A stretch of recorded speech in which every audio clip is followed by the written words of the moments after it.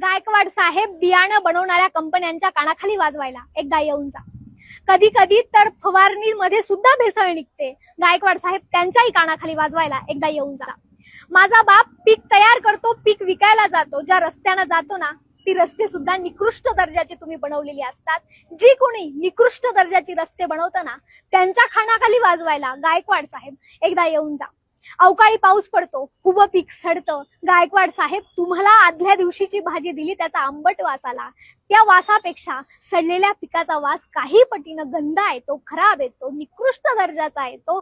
गायकवाड साहेब पंचनामे करायला अधिकारी येतात, तेही निकृष्ट दर्जाचे खराब पंचनामे करून निघून जातात. गायकवाड साहेब त्या अधिकाऱ्यांच्या कानाखाली वाजवायला एकदा येऊन जा. भाजीचा आंबट वास आला. गायकवाड साहेब तुमची तळपायाची आग मस्तकाला गेली. गायकवाड साहेब माझ्या बापानं पिकवलेल्या भाजीला कवडी मोल भाव मिळतो. त्याचं आयुष्य आंबट नाही हो, कडू होतं. कोण जबाबदार आहे याला? जो कोणी जबाबदार आहे त्यांच्या कानाखाली वाजवायला गायकवाड साहेब एकदा येऊनच जा. अहो, शासनातर्फे शेतकऱ्याला रेशन मिळतं. तांदळा गव्हापेक्षा त्यात किडे जास्त असतात. एवढंच काय, शासनातर्फे आनंदाची शिदा मिळाली, ती सुद्धा निकृष्ट दर्जाची. ज्यांनी कोणी हे आम्हाला दिलं, जे कोणी आम्हाला देतं, गायकवाड साहेब त्यांच्या कानाखाली वाजवायला एकदा येऊन जा.